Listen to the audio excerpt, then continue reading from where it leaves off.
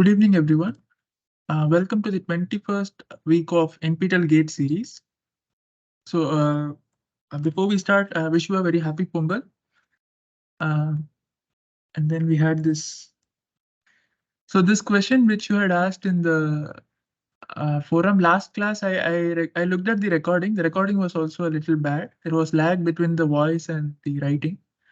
So, I have uploaded the detailed solution to that. I don't know if you had time to go through it, but in case you have any doubts, you can again come back and ask. Yes. Yes. Okay, sir, I will look into it, sir. Okay. I think your voice is very low. Let me.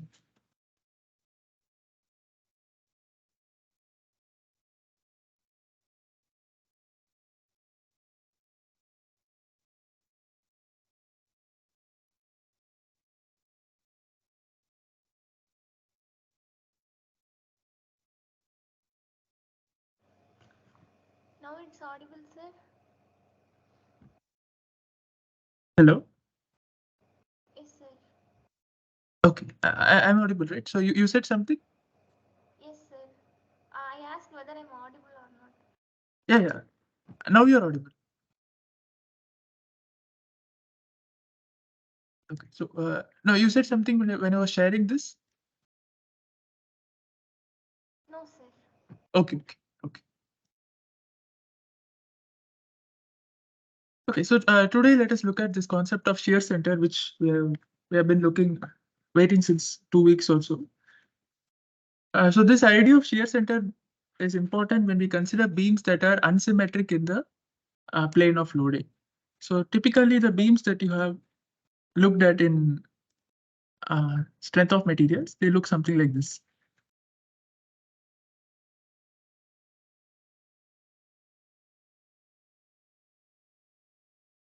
So usually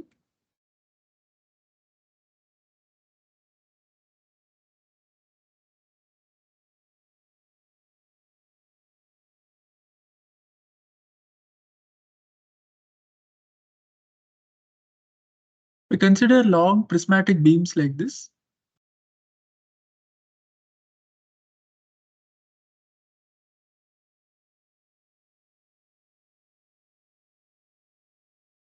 Which are symmetric about their vertical plane. So if you take the cross section, it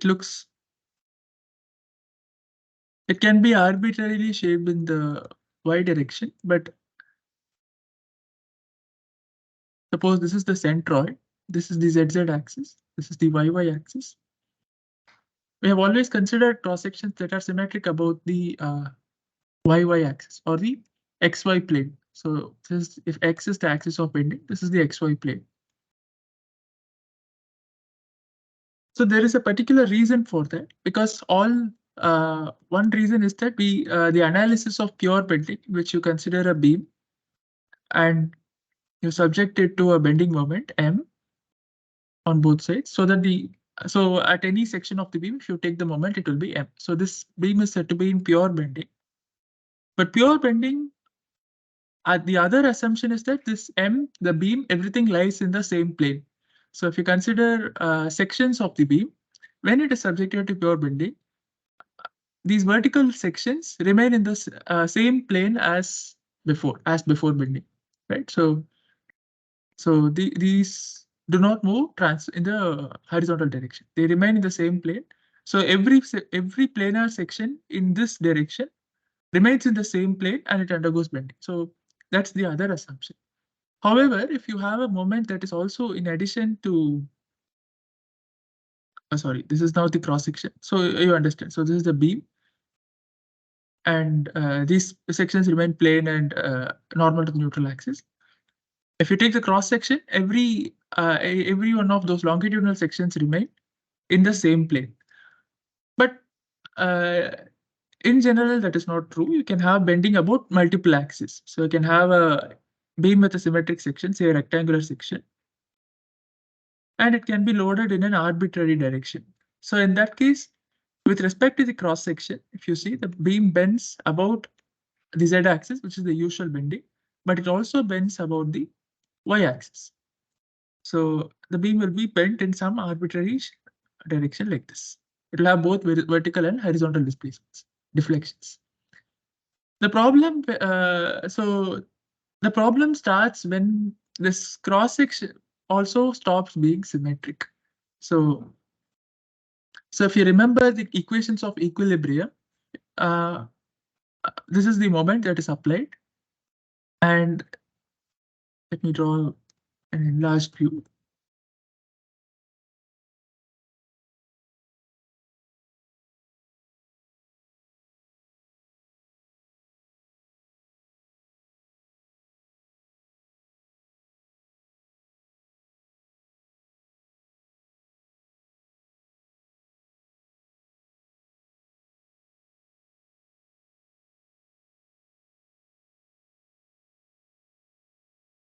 And on the other side, we have the stress distribution.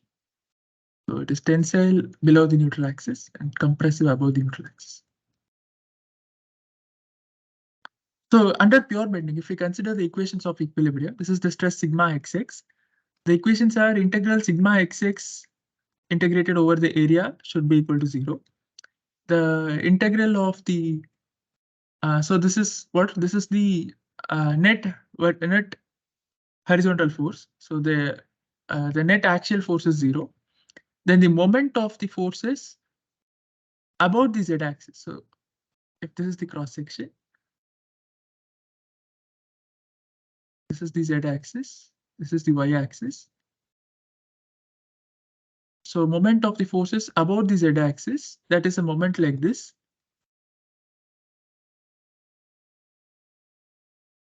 So the perpendicular distance from the z-axis is the y coordinate. That should be equal to the applied moment m. And the moment, this is the most important thing, the moment of the forces about the y-axis should be equal to 0. Now this condition, if you see, if you use the usual formula for sigma xx, which is E times epsilon xx, and when the beam is bending in one plane, you know, the epsilon xx is given by y by r minus y by r, where r is the radius of curvature. So if this is the neutral axis, after bending, the neutral axis goes to some shape like this. The radius of this circle, which is formed by the neutral axis, that we call as r, and the strain is minus y by r at any distance y from the neutral axis. So when the beam is bent in its own plane, sigma xx is given by minus ey by r, so minus y e by r, and integral z y e by r dA. This should be equal to 0 is what the condition says. Integrated over the area. But when does this hold? So if so E is constant, R at a given X, the radius of curvature is constant. So this just translates to integral yz dA equal to 0. So this integral yz dA is nothing but the product of inertia, which is Iyz.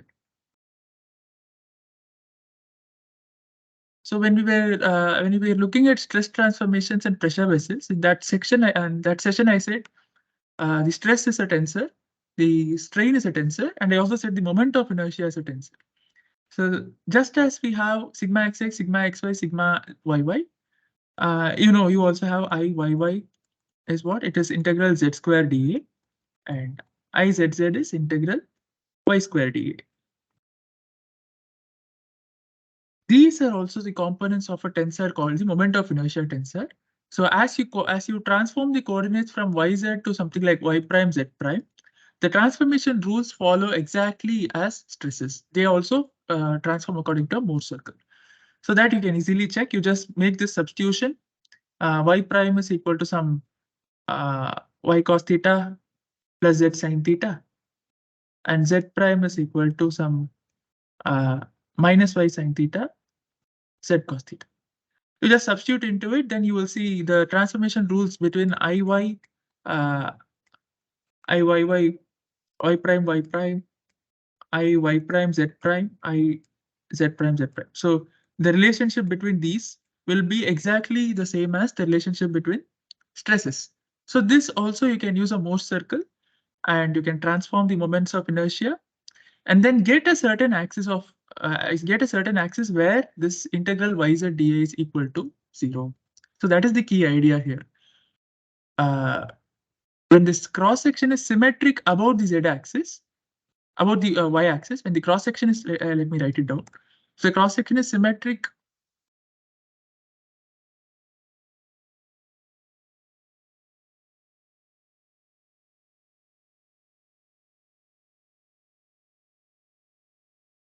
about the y-axis, then integral y z dA is equal to 0 automatically.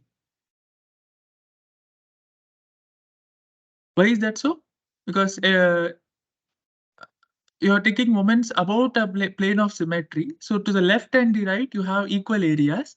But z, if you say, so this is area, but z, the limits will be symmetric from say minus some, the limits of z will be something from minus z of y to plus z of y.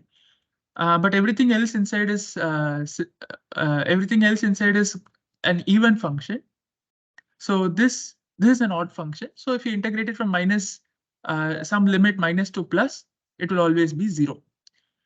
So when IYZ is equal to 0, the moments in the perpendicular direction are 0, right? The moments in the perpendicular direction are 0. Therefore, you can assume, therefore, the assumption of beam bent in a single plane is true. So if the cross section is symmetric, this quantity is 0. Therefore, the relationship between the moments and curvature is the same, and the relationship between the moments and stresses is also the same. So if the beam is symmetric, and only if the beam is symmetric, you can say that sigma xx is equal to minus my by I. So this relation holds izz in particular. So this relation holds only when the section is symmetric about the y-axis. But if the section is not symmetric, in general, the stresses will not only depend on y, but they will also depend on the z coordinate. So if this term is not 0, you can see what happens. So here, this will not be equal to 0, but this will be equal to some other moment component. And you need to solve for an axis about which uh, this product of inertia term, this is called the product of inertia term, that is equal to 0.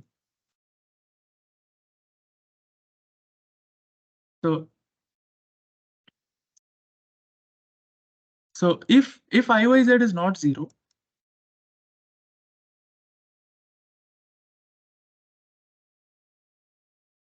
then one of the equations of equilibrium, which is this, is not automatically satisfied. Therefore, the beam will have deflections even if you load it in the same plane, even if the moment is acting in the same plane. If the cross section is symmetric, this equation will need to be satisfied, right? So you need to find a stress distribution which depends on z such that this becomes 0.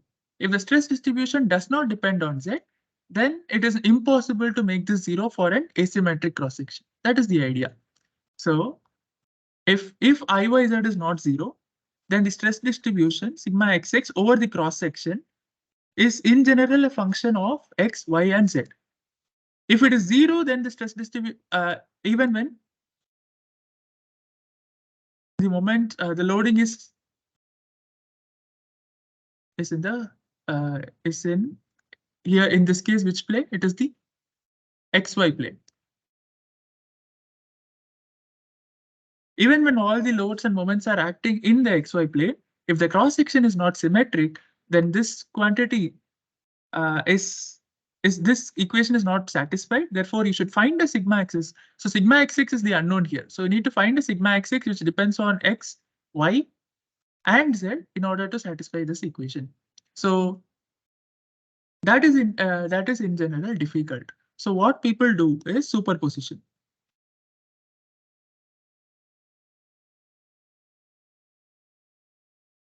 So the idea is to find the sigma xx along an the component sigma xx. So using a coordinate axis.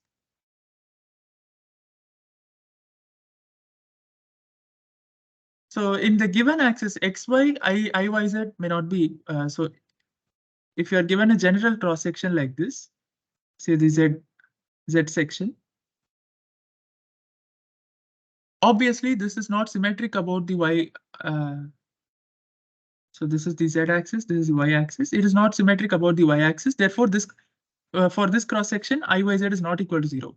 However, you transform the coordinate axis to some other axis like this, y dash z dash, such that about that axis, I, y prime, z prime is equal to 0. Can we always find such an axis? The answer is yes. So I said the moment of inertia is also a tensor. So if in general, if we don't know if such an axis exists, the best thing to do is you draw the Morse circle. So I can start with take 2 points. So you have, suppose this is IZZ, plot IZZ comma IYZ, plot IYY comma IYZ. So this will be the radius and this will be the center. Draw the Morse circle.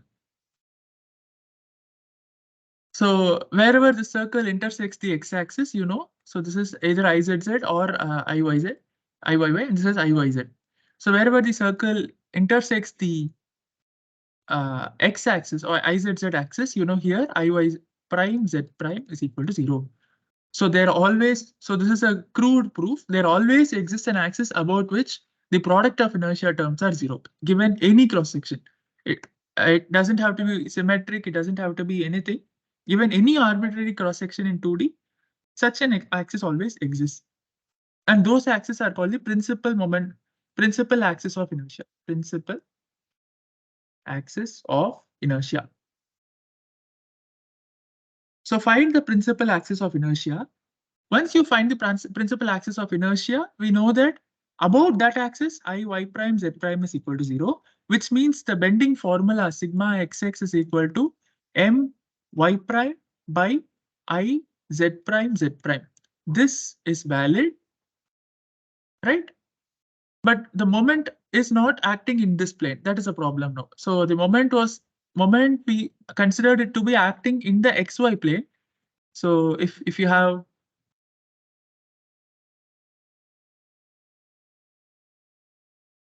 I don't want it to be symmetric. So it is some arbitrary cross section, and this is the centroid. This is the axis. So initially, all the loads are acting in the xy plane. Therefore, the moment is also in the xy plane. But we have found another. So this is the z y.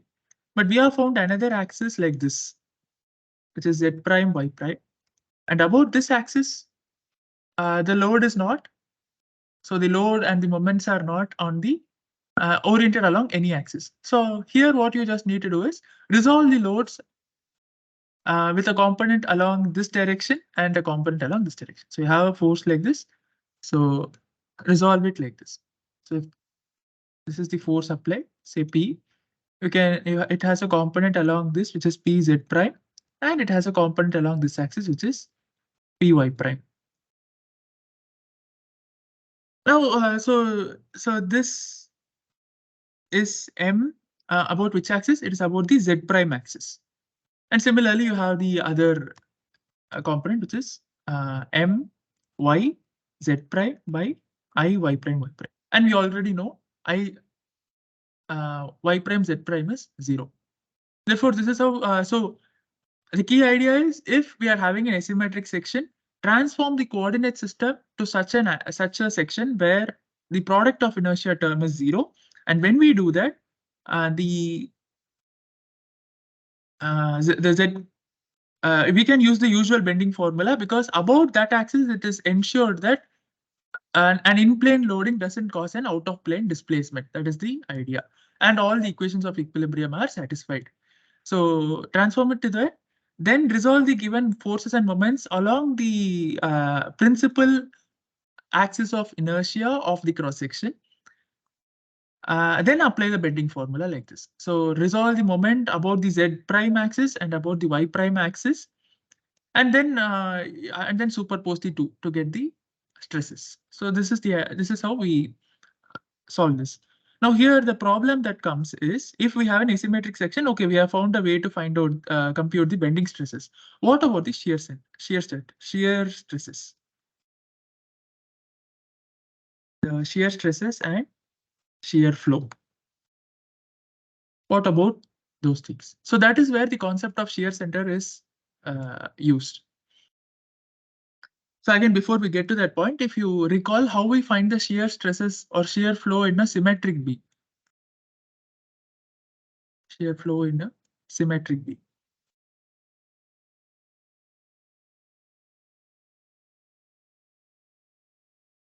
So a same analysis, suppose we have a symmetric beam like this.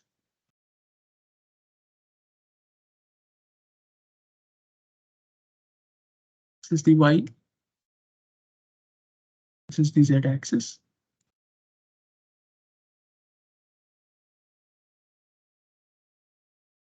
And we know, so this is symmetric, so you can always draw it in a plane. And then we have the bending stress distribution like this. Here it is tensile, here it is compressive. And here you may have, here it is not pure bending, but you know what it is. So here you can have bending moment, shear force, you can have a bending moment M, you can have a shear force, and so on. So in order to compute the shear flow at any distance, y, what do? We take a section here. So we take a section, we cut the beam at this point. So first thing, you cut a beam, you take an infinitesimal segment of the beam, which is dx.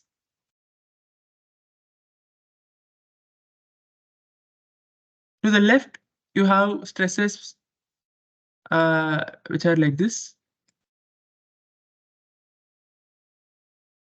So to the left, you have some sigma xx.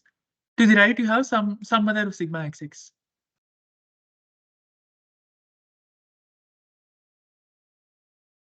So to the left, you have sigma xx of x comma y. Z is not important. To the right, you have sigma xx of x comma, not x comma, it is x plus dx. X plus dx comma y. And you know all the, so how are these two in equilibrium? That you know, right? So this you know. So to find the shear flow, so to the left and the right, the forces are slightly different. The bending moments are different, and what brings about the bending moment is the shear force that you know. Now to find the shear flow at any given depth y,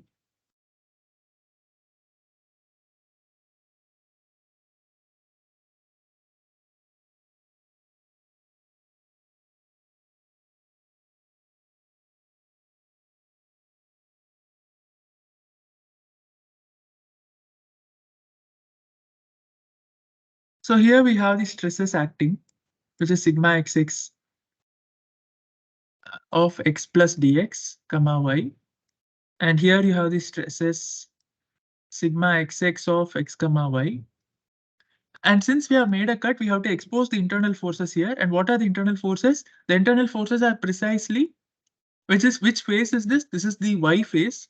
So it is tau y x at a distance of x comma y. So we have made a cut at a distance y from the neutral axis. So this is just this. And again, you assume it to be constant over the z direction. So this you write it as the shear flow qyx of x comma y divided by the width of the beam, whatever it is, b or something. So the shear flow is constant. but the shear stress is not constant necessarily. So the next step is simple. You just have to establish equilibrium, and then so you set you find this sum of all forces along the x direction equal to 0. So you have on the left hand side you have integral sigma xx from y to the top, say yt dA, and to the this is in the positive direction, and then you have plus qyx. You can treat it to be constant because it is over a infinitesimal length dx. I'm dividing by b throughout, right? So you can ignore it, dx. So this is dy. And on the right face, it is towards the negative x direction. So I have minus integral y to y top. It is sigma xx of x plus dx y dy. So this using Taylor series, you can simplify it further. So you get something like dou sigma xx by dou x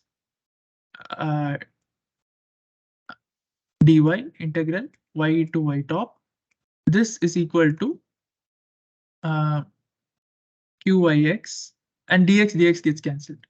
So this you will have dou sigma xx by dou x dx, and higher order terms can be dropped. So dx gets cancelled, and this is the formula you get for shear flow.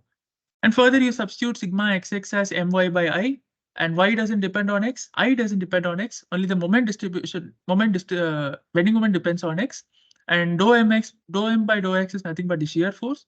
So you get the formula, which is integral. So you get the shear flow. We don't need yx. So the shear flow, you get it as dou mx by dou x, which is b of x, integral integral of the area from. So you have a y here coming from sigma xx, my by I, y going from whatever, from the point y to the topmost point yt, divided by iz. So this is the formula for shear flow in a symmetrical section. Now the difference between this and the unsymmetrical section is that, so the shear flow in an unsymmetrical cross section will be given by this when it is loaded purely in bending. So as long as the beam cross section is in equilibrium and the stresses are given by this formula my by I, the shear flow is given by this relation. But when the beam is bending along two different directions, similar to the normal stress, you will have a shear flow in the y direction and also in the z direction. Again, those can be superposed. But the issue is that when the beam is asymmetric, it need not necessarily be bending only. It can also undergo torsion. We'll see what happens. Suppose you take a channel section, right? You take a channel section.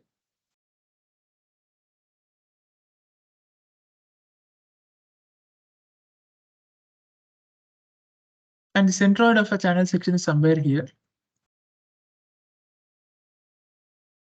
We do the same analysis. So obviously this is asymmetric.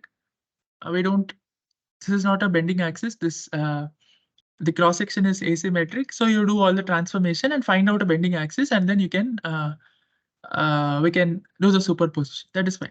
But we know this is a bending axis. So the ZZ axis is an axis of symmetry, but YY axis is not. Therefore, if the beam is bending about the ZZ axis, if the beam is bending about the YY axis, so this is Z, this is Y. If the beam is bending like this, then it is subjected to symmetric bending. Therefore, if the beam is loaded in this plane, in the XZ plane, it is not going to twist. So therefore, every formula that we derive for the case of symmetric bending holds, and you can find out the stresses. But when the beam is bending about the ZZ axis, when you have loading in this plane, this is where the load is acting. As your loads are assumed to act through the centroid, and the shear flow is shear flow, assuming that you have done all the transformations, and you can get another thing, right? So if another important thing is that so you have this is the ZZ axis, right? So if you again if you take a look at the Morse circle, so one of the bending axis is this. Say suppose this is the Z.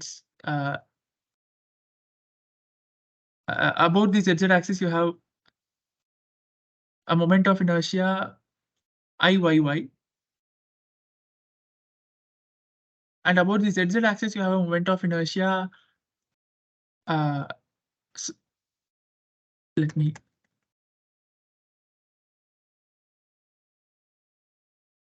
So this is an unsymmetric section. This is called a monosymmetric cross section.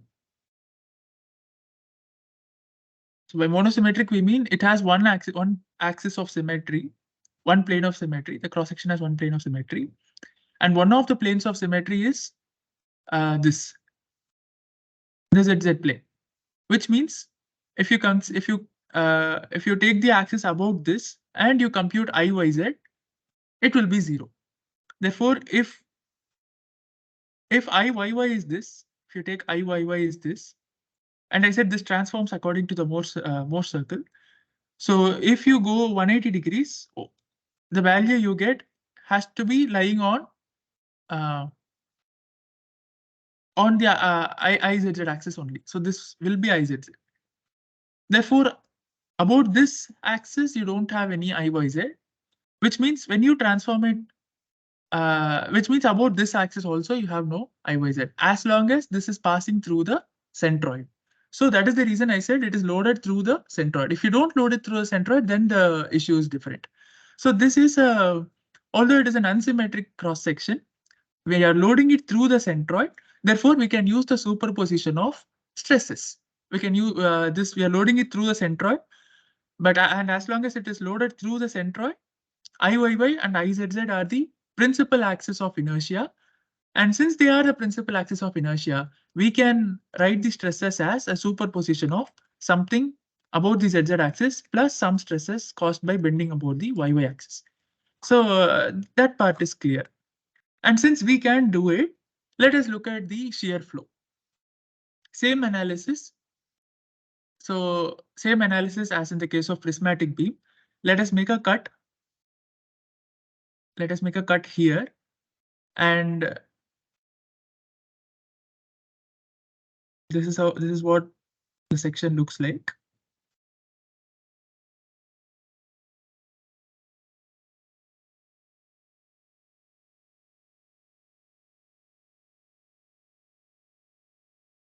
So there will be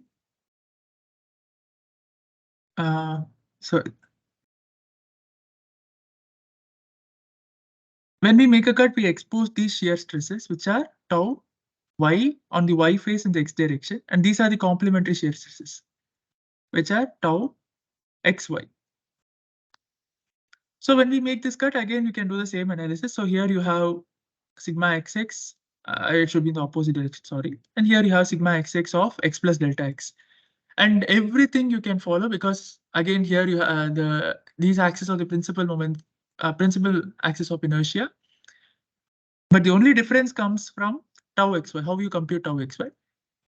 Now the assumption is that when we do this, there will also be, if you make a cut through this section, through this flange section, then there is a small area above it, and there will be a shear flow in this area as well.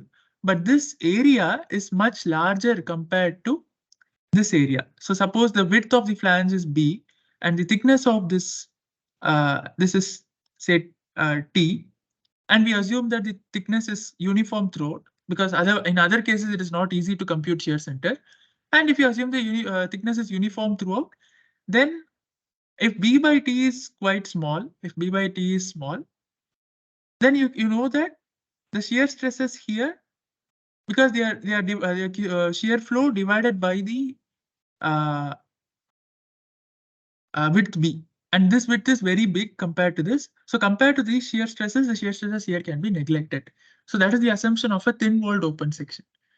So all the problems that involve shear center, typically we are interested in thin walled open sections, uh, where the cross section, the thickness of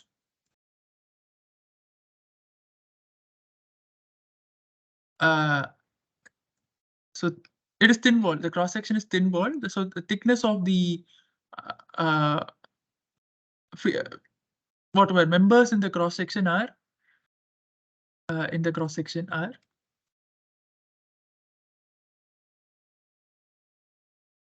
is constant.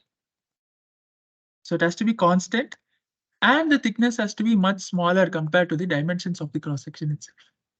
So these are the two assumptions it has to. So what are some examples of thin walled open sections are channel section, box section. So when I draw it just as a line without showing the thickness, it means the thickness is very small. I section, uh, circle, circle with a slit, and so on. And let us see how to compute the shear flow in such thin walled open sections.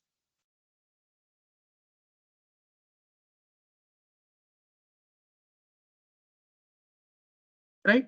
So the steps are first find the principal axis of inertia. So find the principal axis of inertia.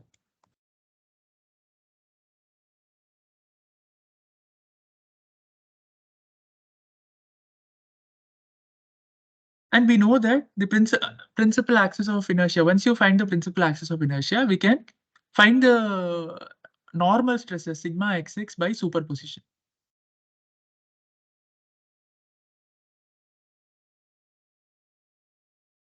Now, since you can do it by superposition, now the problem has reduced to finding stresses in two bending problems. One, you consider the component of moment about the y prime axis and one about the z prime axis only, and then superpose the two. So this will give us the total sigma xx. Once we get sigma xx, third step is very similar to what we did in the symmetric case. Make a cut. Make a cut where we want to find the shear flow.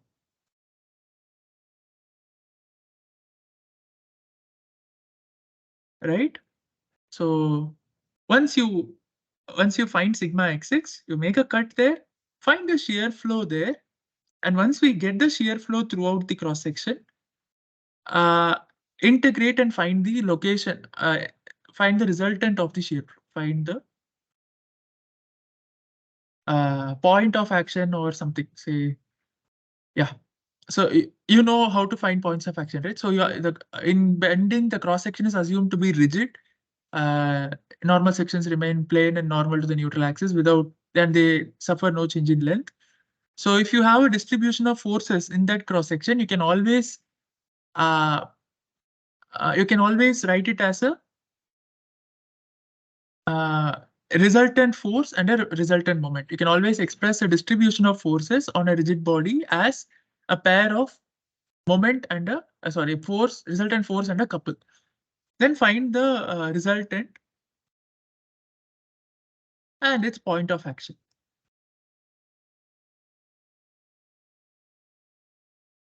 So suppose I have a cross section like this.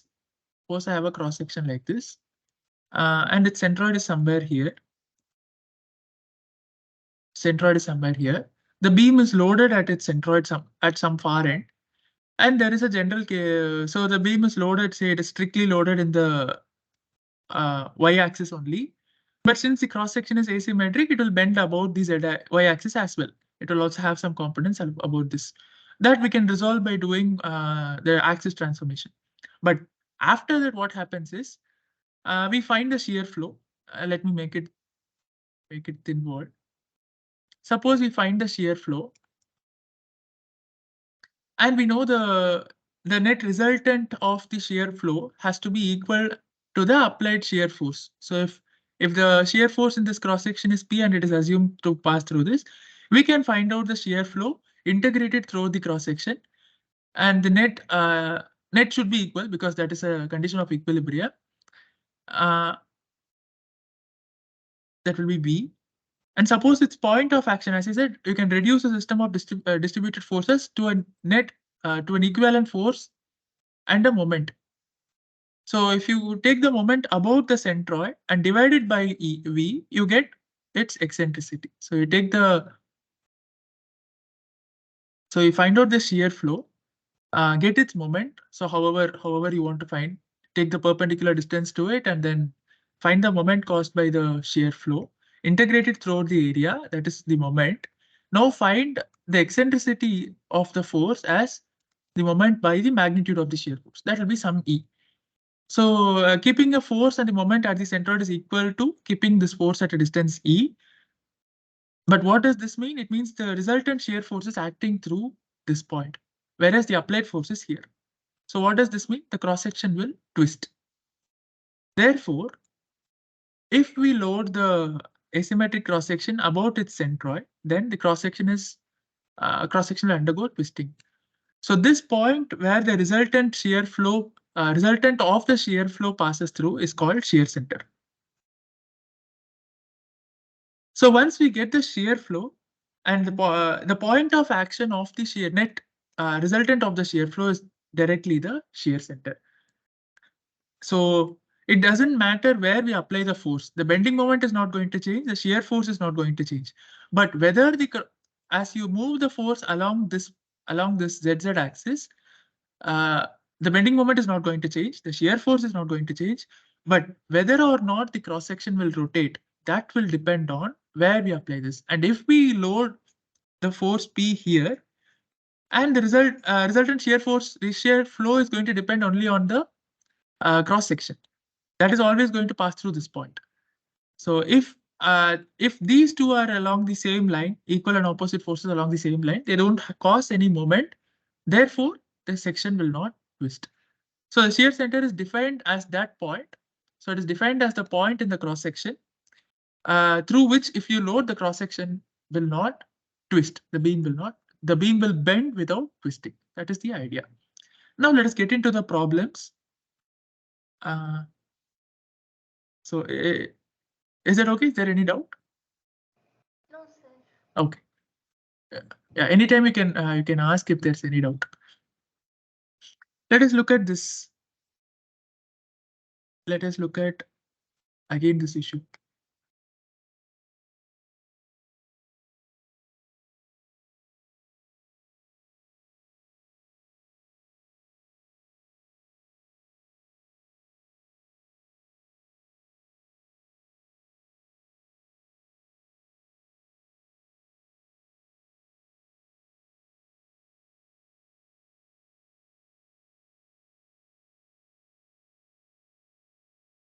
Let us look at them one by one. These are some 6 problems.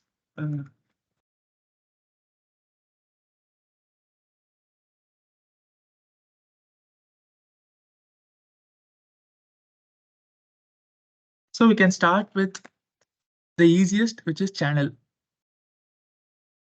So this, let us look at channel, thin wall channel. Although it looks very stocky, we are interested only in a thin wall channel like this.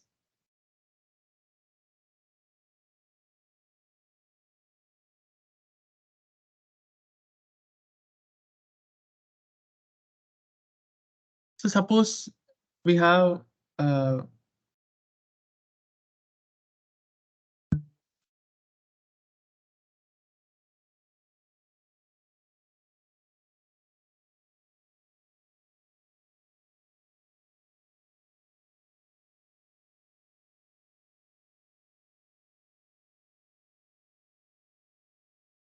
thin wall channel.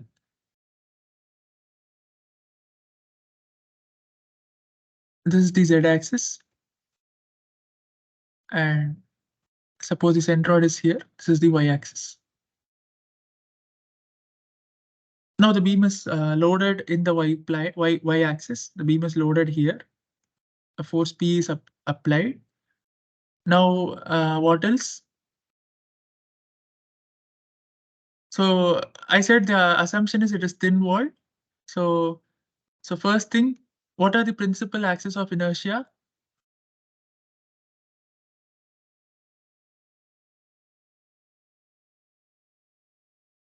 They are the same. They are the same as the given axis because z-axis is an axis of symmetry of this cross section. If z-axis, if I yz about the z-axis is 0, then definitely iyz about the y-axis is also 0.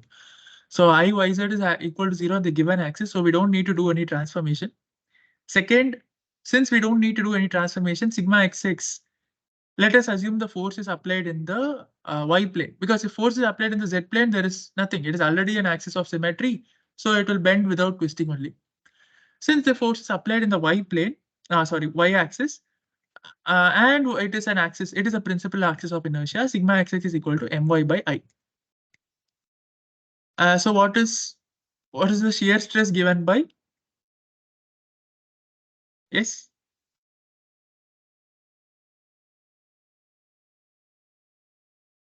QI X by B, sir. Q. XY by B. Okay. I mean, so Q. Oh, okay. Oh, you're saying Q is the shear flow, is it? Yes, sir. Oh, okay, fine, fine. That is fine. So what is Q? That is important. So what is Q? How do you find Q? Um, Applied force P into A y bar, sir. That is integration of Right, y right. dA. Yeah, right. So Q is given as V integral. Uh, so it is that. So it is the integral of the area above that point. So if I'm interested in the shear flow here,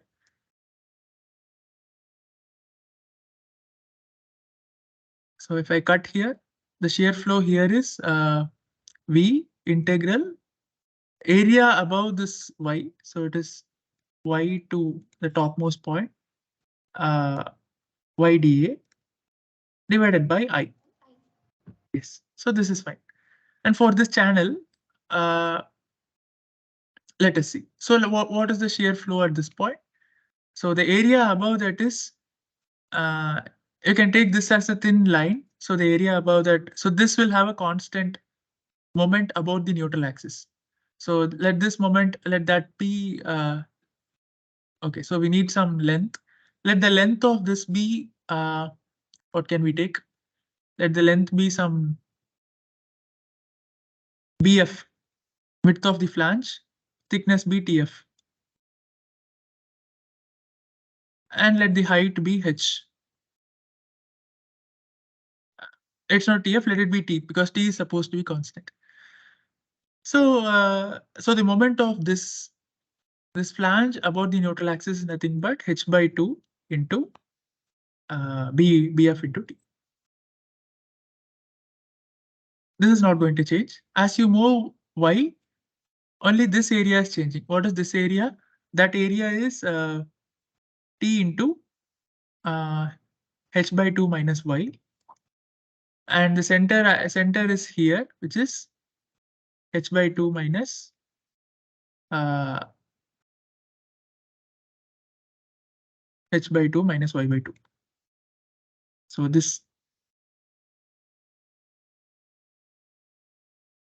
this is where the center is. So this is integral y dA. It is T into H by 2 minus Y multiplied by H by 2 minus Y by 2. So you can do the, so I can take this 2 commonly out. So you'll get H by 2 minus Y. So you get this is H by 2 BF T plus T by 2 into H by 2 minus Y the whole square. So this is the expression for, multiply this by V and divided by I. This is the expression for the shear flow at any distance y. And what is the integral? So here we have a simplification.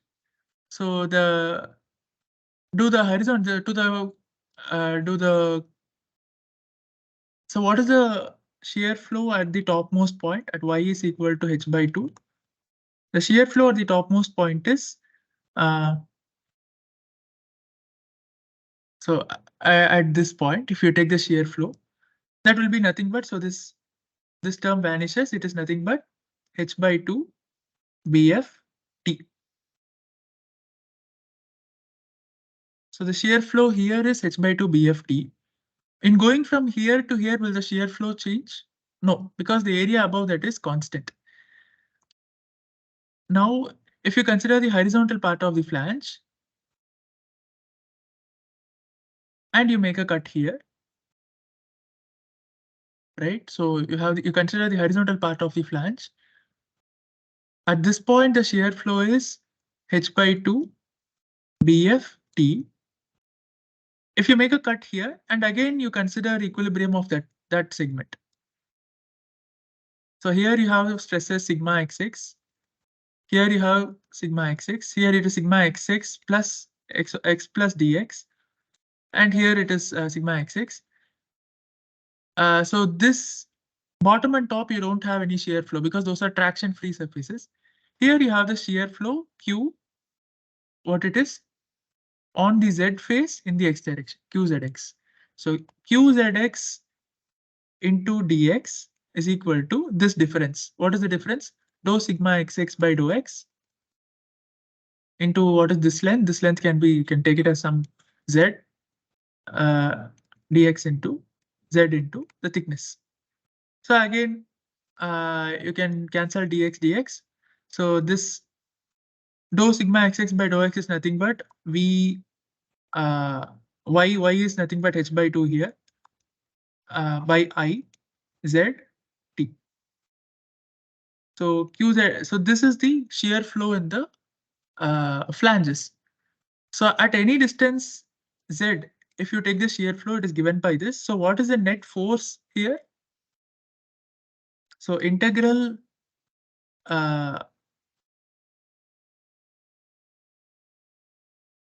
qzx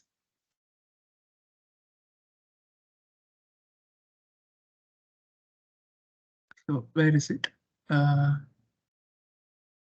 Yeah. So here we found that the shear flow is like this, and we have the expression for the shear flow, which is this, right? You have this expression for the shear flow. And here the shear flow is like this, right? If here it is like this, on this flange, it will be like this. And in the bottom, if you see, it is under tension. It is under tension. So it will just be opposite to whatever is on the top. So it will be in the other direction, which means the shear flow is like this. So if you see the shear flow in the cross section, it will look something like this. So we are just left with one step. What is integral qzx dz? That will be the net horizontal force in the flanges, right? Let us find out. So what is the, let us call this force as F. So the net force in one flange is integral qzx dz.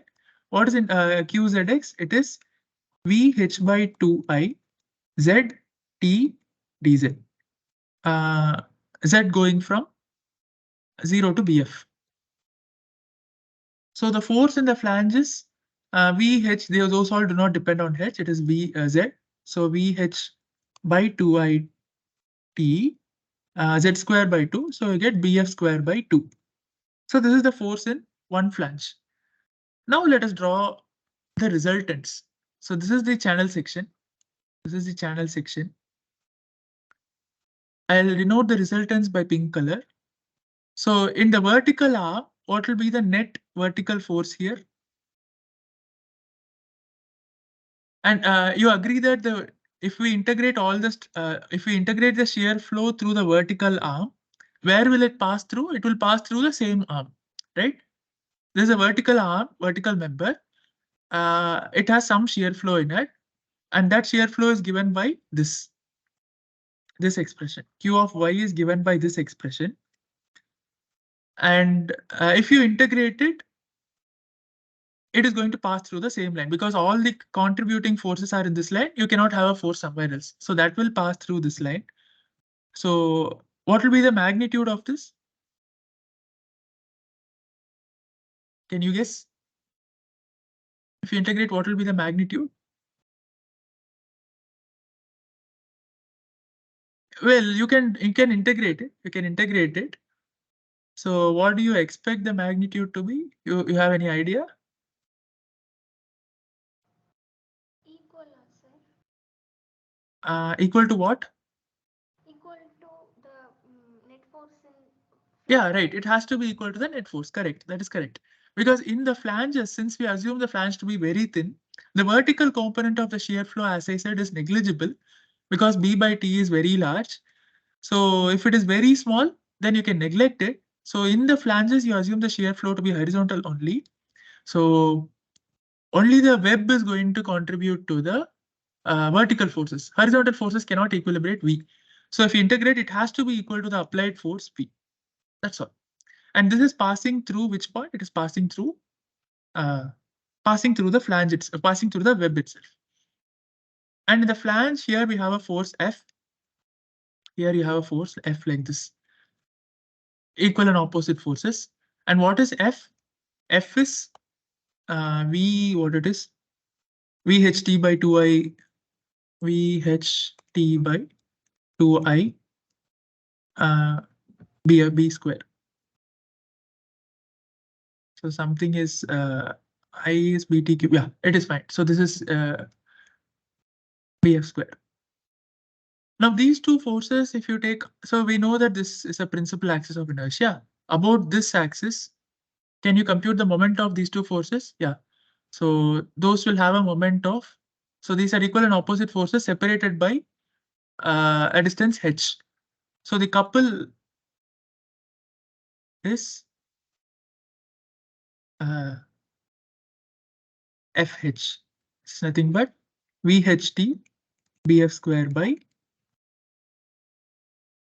sorry. So it becomes h square. No, that's all. So if it is loaded through the centroid, this is the case. Now where should you know? Suppose the so this cause, what kind of moment does it cause? This causes a uh, counterclockwise moment. This causes a counterclockwise moment.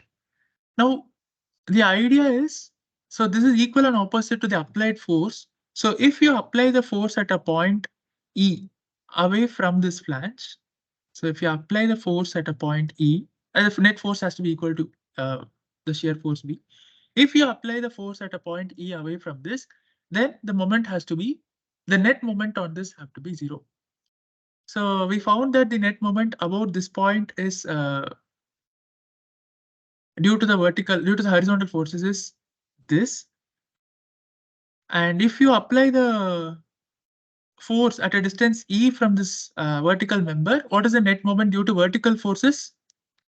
So couple due to vertical forces. This I can put horizontal forces. That is nothing but V times E. Now these two have to be equal and opposite. That's all. There are no other forces acting in the section. So for the case of equilibrium of moments, VE, which is clockwise, should be equal to FH, which is counterclockwise. Therefore, VB gets cancelled and you get this location of shear center. So this is the shear center. So the location of shear center is this. That's all. Sir, here the applied V is in upward direction.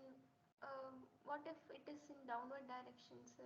If it is in downward direction, everything else will change its sign. So if you apply V down. F will change its sign, sir. In the upward flange, it will be leftwards, sir. Yeah, so here when we did this, we assumed that because tension compression will change signs, right? So initial, suppose under compression, suppose there is under compression, if you have a greater compressive force on the right hand side, so this is the case when V is up, when the applied force is upwards. So if the applied force is upwards and a moment is bending moment is sagging moment, here you will have greater force than here.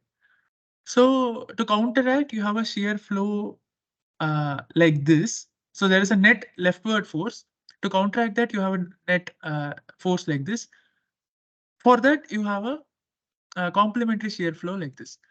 Now, if the case is the load is downwards, then top will be under tension. So here you have greater tension than this side. Then the net force due to the net excess normal force is like this. So the shear flow will be in this direction. Therefore, this will just flip. The complementary shear will just flip. That's all. Okay. So this is the idea. So you don't have to remember this shear flow expression, shear center expression. It is just simple. Always find a point at a distance e such that the net uh, the net moment on the cross section is 0. If the net moment on the cross section is 0, it is not going to twist. Now another simple case is, let us look at this square. So let us look at the square with a slit. We have a square with a very small slit. The slit can be negligible.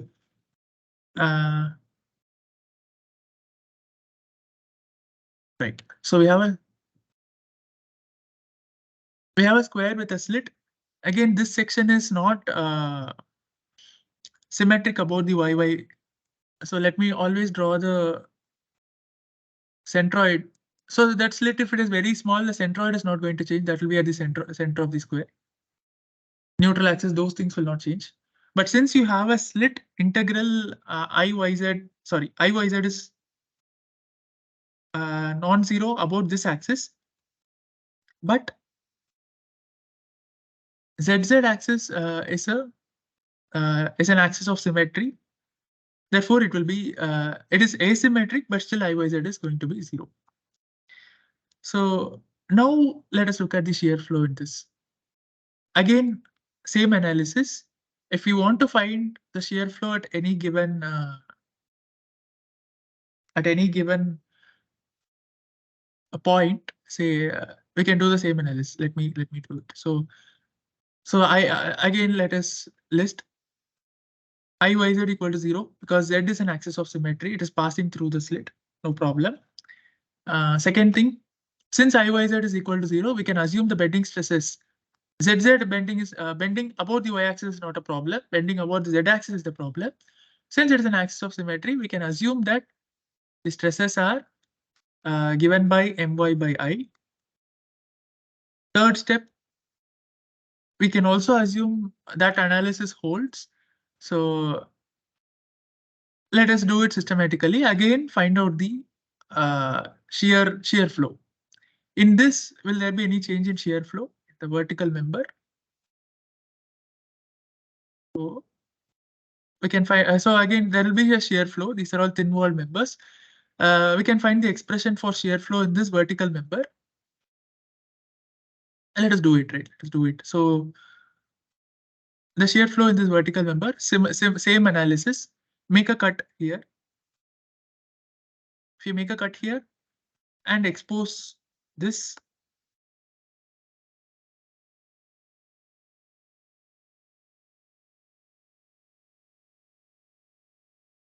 this is a traction free. Since there is a slit here, you cannot have any shear stresses. All the shear stresses are here. Again, if you assume the top is under compression, you can take the shear flow like this. Let it be Q. And the bending stresses are given by the usual expression. So, but the only difference is you need to integrate not only over this, but also over this. So the change in bending stresses, if you see, in this vertical member, it is okay. Let us do it. So here it is sigma xx, and it is the maximum. So in the topmost flange, so Q is equal to dou sigma xx by dou x. Dx gets cancelled. What else? So multiplied by, so Q dx is equal to integrate this over the area above. But here it is not just the area above, it is this plus this plus this. So here let us assume the beam bending formula holds. So here you have a distribution like this.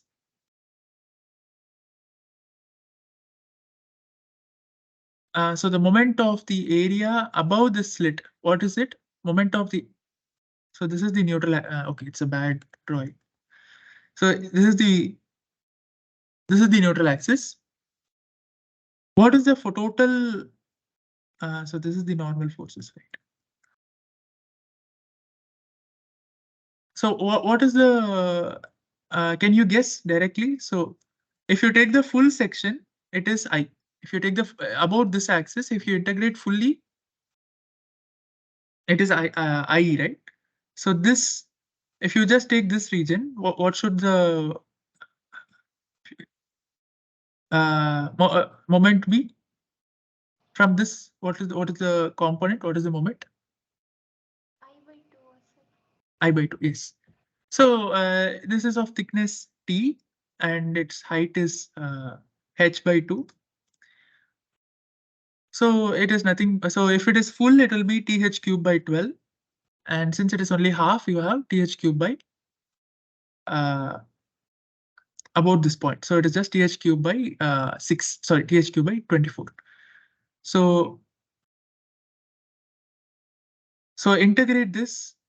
So integrate this about sigma x is dx dA. Yeah. So this is from this, what do we get from this? The net forces. It is linear. So this is my by I.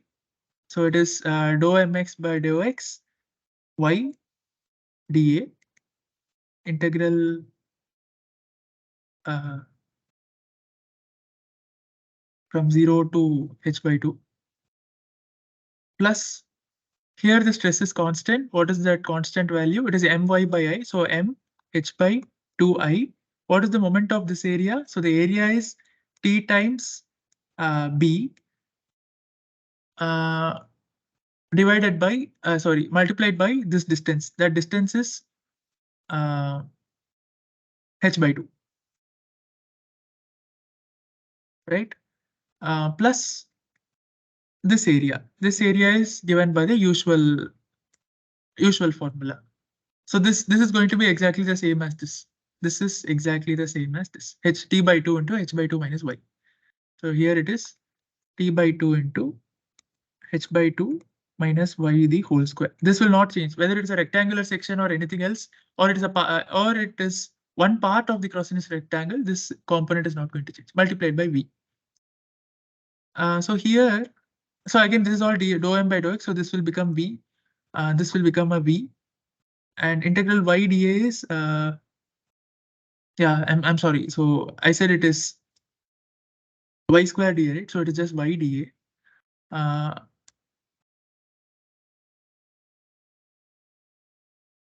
This is fine. This is fine. Yes. So here it is. We can compute this. So integral 0 to h/2 y dA is nothing but y square by 2. So this becomes v h square by 8. Right. So it is v h square by 8.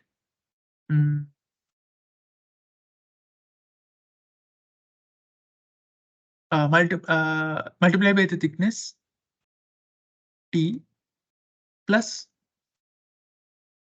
here it is v. Yeah, we have a I in the denominator. Here we have, so 1 minute, v y dA.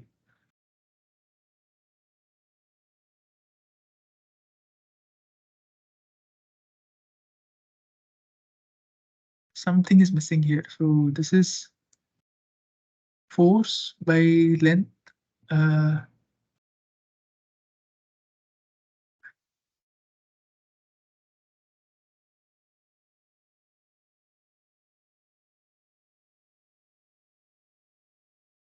Oh, right. So this is the problem. So here it is. We shouldn't substitute this.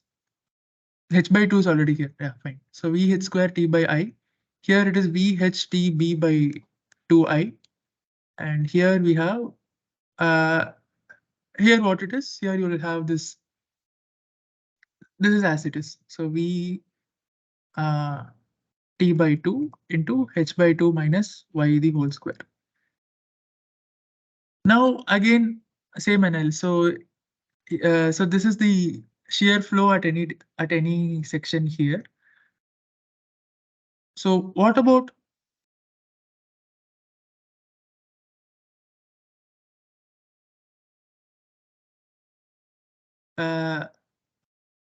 now so this is at this section. Let us take this next section is here, right? Like next thing you need to take is here.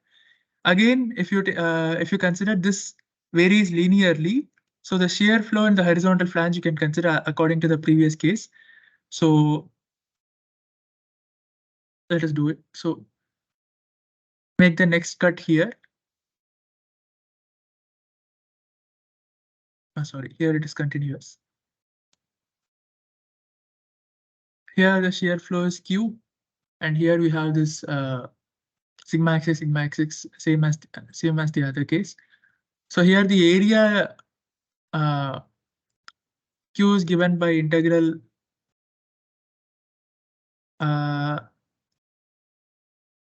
dou sigma xx by dou x. Here over which area you need to integrate? Over this area. Over this area you need to integrate. Let us call it TA. And it is just the same. So this is not going to change, which is this part. This part is not going to change. V h square by V h square by 8IT plus here there is something. So this varies linearly, right? You can easily guess. Here it has a value of so much, and here it has a at the rightmost end. The shear flow is coming only from the vertical this vertical member. In the leftmost edge, it has the complete contribution of the vertical member with when y equal to h by 2 at this point. This is the shear flow, and at the rightmost end, this is the shear flow, and in between the area is increasing linearly. So as this area increases, the stress difference also increases. So in between it is increasing linearly, so it is just a linear difference. So basically I'm saying that if you consider the cross section, here you have a linear increase in shear flow, here you have a quadratic increase in shear flow, and here you have a linear increase in shear flow. I will see what it is in the last plan. So this is linear, therefore in place of b you just have to put z. That's all. So it is bh t z by.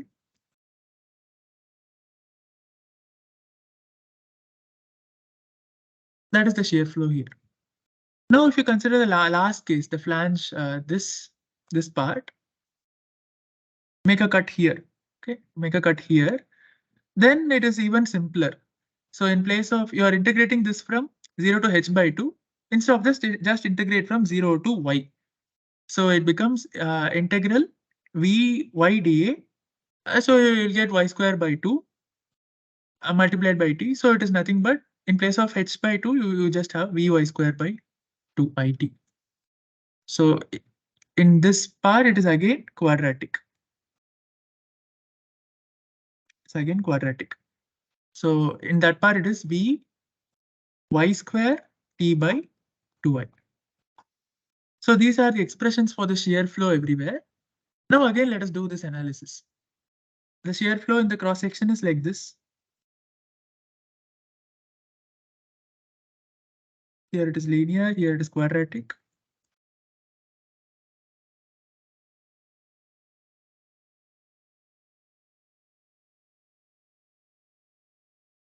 Let us so we'll find the resultants and get the moments. That's all. So where do the resultant of this will pass through? It will pass through this only. Resultant of this will pass through this only. Resultant of this will pass through here. Resultant of this will pass through here.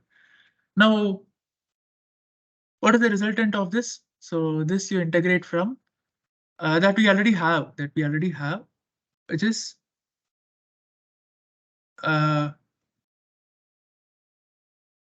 okay. Anyway, you integrate this q dy into t, so you get it is y cube by 3. You get a y cube by 3, and in place of y you put h by 2. So you get integral v by 6. So y cube is 0 to h by 2. So you get h cube by 8 p square by I. Is that okay? VH. You shouldn't multiply by T because shear flow is force per unit length. So you shouldn't multiply by T. Fine. And this is from the upper part. From the lower part, the shear flow is in the same direction, right? So multiply by 2. So this is from this vertical member. In the horizontal member, what it is? Same as before. It is VHTZ by 2I. So it is VHTZ by 2I integrated from 0 to B. So this becomes Z square by 2. So you get it is VHT B square by 4I. Fine. This is the net force here. The net force here will be just equal and opposite because it is symmetric. And what about the net force here? Here it is not equal to V. So here we have to actually perform this integration. So integrate this from 0 to h by 2. Again 0 to h by 2 and then multiply by 2. So let me write down this expression. So Q is equal to VH square T by 8I, VH square T by 8I plus the flange component, which is VHTB by, is it 2I or I? 2I plus VT by 2, H by 2 minus, okay.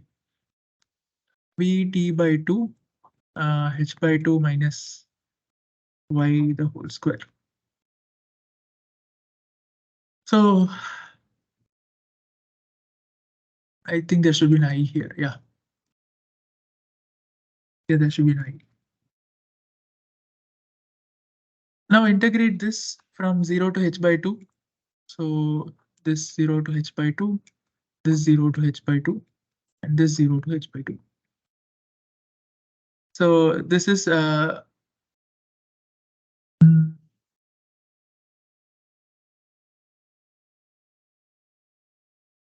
right. So, or rather, let us, okay, fine, we'll do it.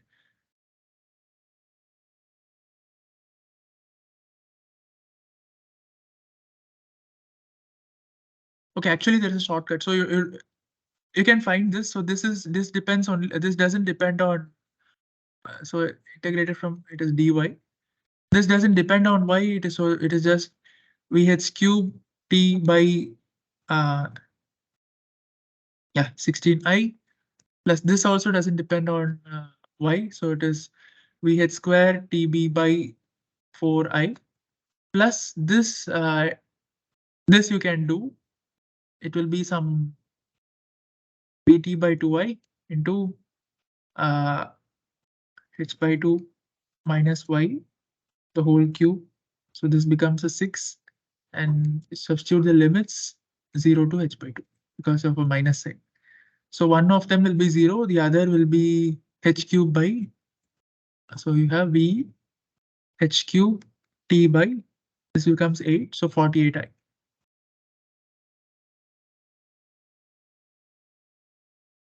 Plus vh cube t by 69. So this is the net force here. Now let us suppose the shear center is located somewhere here. So this is the shear flow.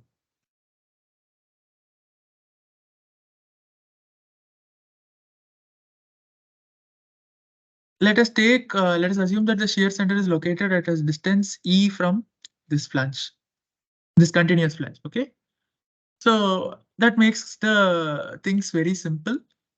If the shear center is located here, it means if I apply a vertical force, V here, then it should be equal to the applied,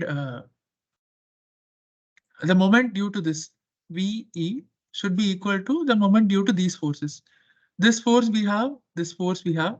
Let us find what they are. So it is VHT. So this is what? This is VH cube T by 24I. VH cube T by 24I plus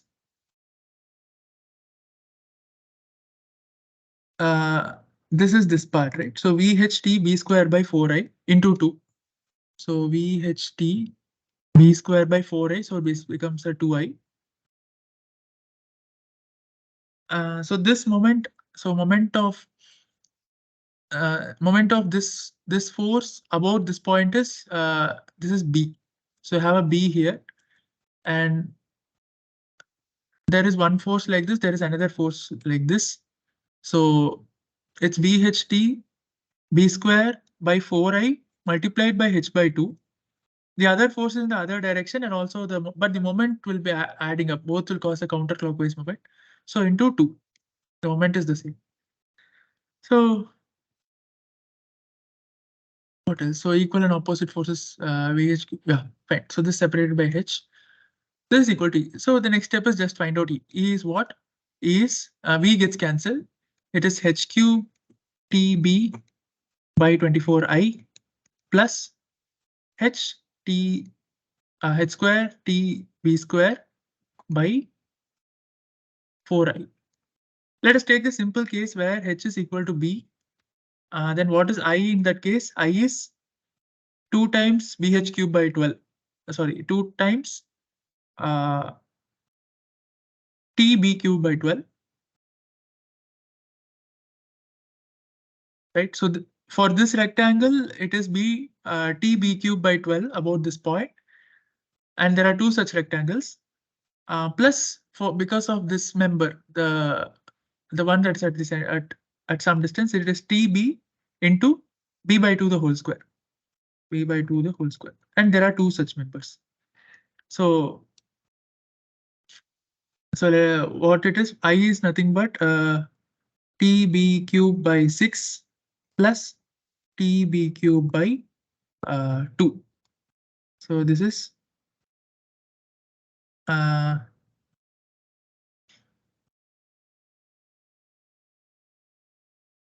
so it is TB. So this is 3 by 6. So 1 plus 3, it is 2 by 3. So 2 by 3 TB cube. I is equal to 2 by 3 TB cube.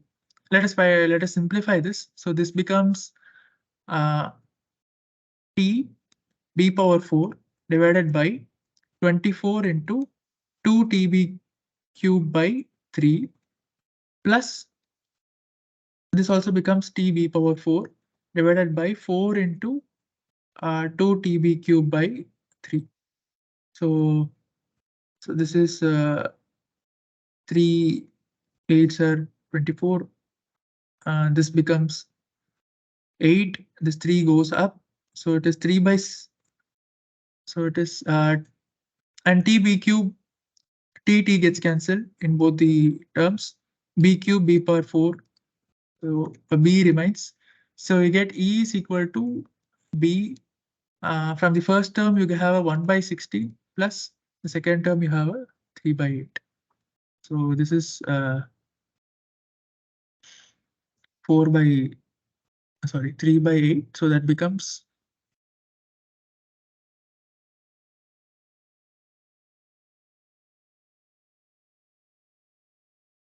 6 by 16.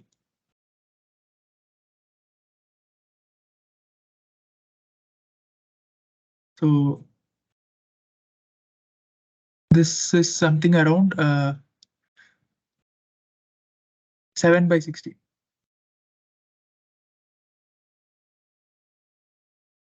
So for this square, if you take BB, if you take this to be B, this to be B, the shear center location from here is at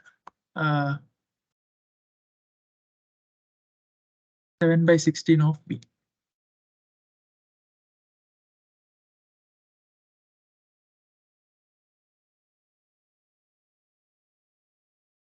And so this we have done, this we have done. This is also a simple case. That's actually very simple. That's trivial. So if you have an angle section, here you don't need to do any calculations actually. So you have, this is the root of the angle section. So under an applied force, you have the centroid of the angle section is somewhere here. But for the angle section, the problem is neither ZZ nor YY is an axis of symmetry. So neither of them is an axis of symmetry. So you need to actually transform it to a principal axis of inertia. So let it be something like this. So let this be the principal axis of inertia. Now now that we have transformed to the principal axis of inertia, we can find the stresses by the usual method. And about this principal axis of inertia, it will undergo pure bending. Say if you have moments like this, it will undergo pure bending about both the axis of inertia. The only difference is if you do it systematically, you need to compute the you need to do it two times. Once you consider bending about this bending about one axis and then find out along which line the shear center lies, and then you compute bending about the other axis and then find about which line the shear center lies. Then the intersection of the two lines will give you the shear center. That is the systematic way to do. But the shortcut is, if you have a section like this, the shear flow will be something like this. The shear flow in the cross section is something like this. Suppose this is the force. Now, where should you apply the force so that the cross section doesn't twist? So, let's say same analysis. You can integrate through this and find an equivalent force like this. You can integrate through this and find an equivalent force like this. So let us call this F1, let us call this F2, and let the applied force be this. Let this be E1 and this be E2. So can you tell me quickly what should be E1 and E2 so that the moments are zero?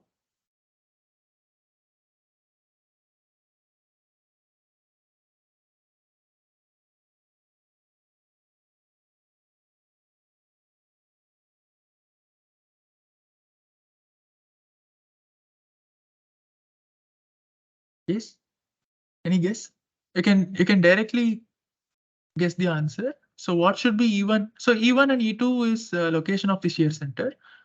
Where should you apply the force be such that the uh, the beam twists without bends without twisting? So let us take moments about this point. If you take moments about this point, F1 doesn't have any moment, F2 doesn't cause any moment, but V is acting somewhere here. So V E1 we get equal to 0, which means E1 should be equal to 0.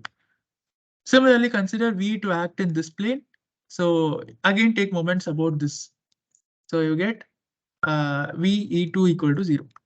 Therefore, E1 equal to E2 equal to 0 defines the location of shear center. Therefore, for a thin-walled angle section,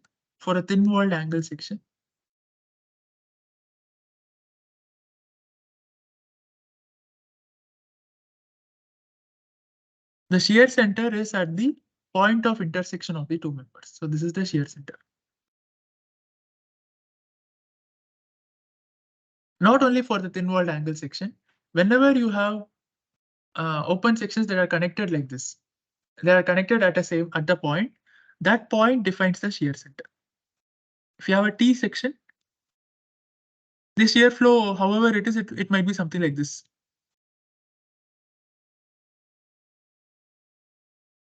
But when you have a body subjected to three forces, if it has to be in equilibrium, all three forces have to be concurrent. So wherever those three forces or two forces meet, that should be the shear center. Now, so similar to that, so the circle is a little complicated. I will derive and send it as I did for the last class. This is a simple case. This can also be done. So we have done it conceptually. So if you have any doubts, I can wait for a while. No, sir. So does it help? Did you get the? I think I didn't solve many problems, but the conceptually are clear about shear center. Yes, sir. So as I said, the next two sessions will be for 2 hours. They have instructed us to take it for 2 hours. So if you have any topics, you can Sir, suggest. CPM part, critical path method, program evaluation review technique. Okay. Mm, okay, fine. Basically, that construction management part. So CPM part.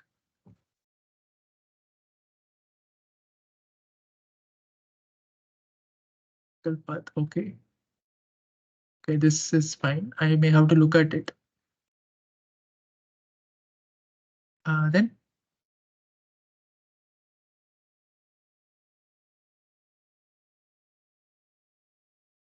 anything in structures?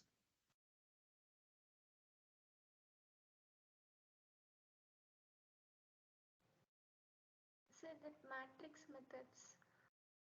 Okay, I will say matrix method is it a part of the GATE syllabus, because that's an entire course in itself. They have the stiffness method. So do you want the direct stiffness method or?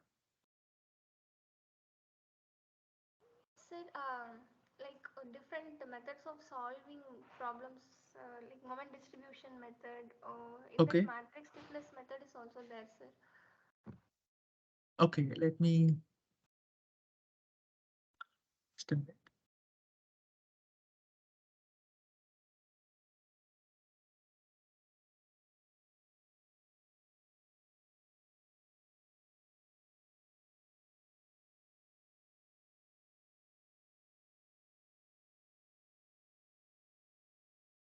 So we have this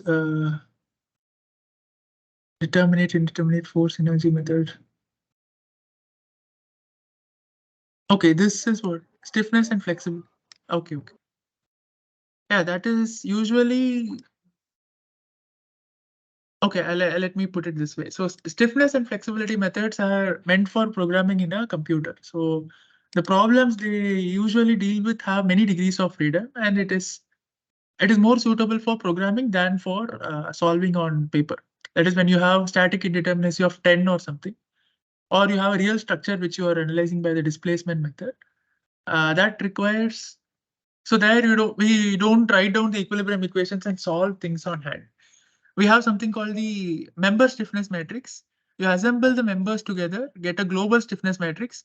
Then looking at the boundary conditions, we strike out certain we enforce boundary conditions in a certain manner, and then we solve typically an n cross n matrix to get the solution.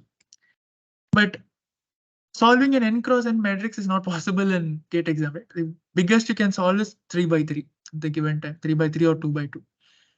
So from a problem solving point of view, that is not important, but we can cover the concepts. Maybe there can be some 1 mark question which they are asking just what is the stiffness matrix, Betty's theorem, things like that. So maybe the concepts I can go through.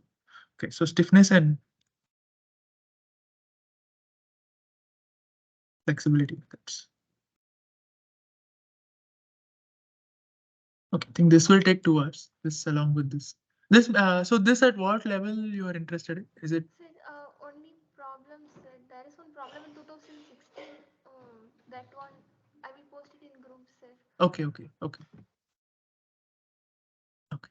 And this some in some detail, right? This you Yes, sir. There are few questions in this topic, sir. Stiffness and flexibility methods. okay. You can also post the questions there, like all the questions, so I'll get to know what level they are asking in stiffness Okay, and sir. definitely they won't ask to solve a problem by stiffness or flexibility method uh, because it is difficult. But they can ask a method itself is not difficult. Method is easy, but it requires a computer to solve. It's an n cross n linear system, so it usually requires a computer to solve. Yeah, you can post this. You can post this, and I will post the solution to just as I did for the last class. I'll post the written notes for all these 6 structures. Shear center for all the 6. Thank you, sir. Yeah. Okay. Thank you. Thank you for attending.